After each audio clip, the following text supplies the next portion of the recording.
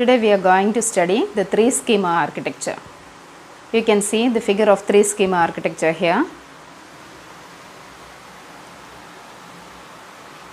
The goal of three schema architecture is to separate user application from physical database. Three schema architecture is explained in three levels, and they are the internal level, the conceptual level and the external level. You can see in the figure, this is the internal level, this is the conceptual level and this is the external level. So, the internal level.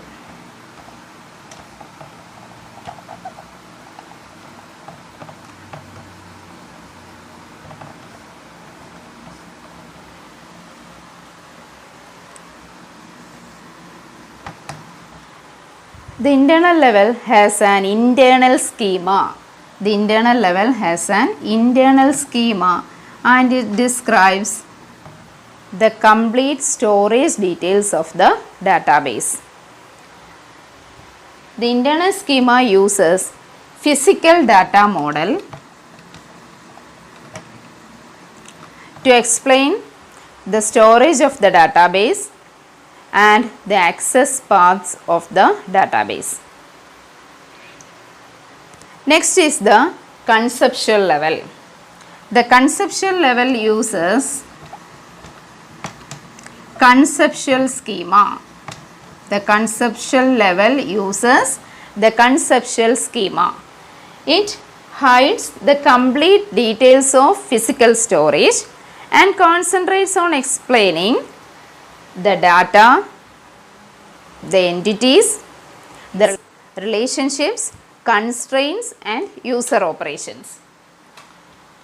Next, the conceptual data model uses representational data model. The representational data model uses the conceptual schema during the design of the database. The representational data model uses conceptual schema to describe the design of the database. So, the conceptual level has a conceptual schema and it describes the structure of the database for a whole structure of the database for a community of users, and it concentrates on describing the entities, data types, entities, relationships,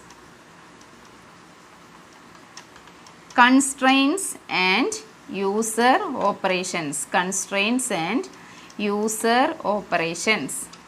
And it uses conceptual data model uses the conceptual schema uses the representational data model during the design phase, and it hides the details of physical storage and concentrates on describing data types, entities, relationship, constraints and user operations.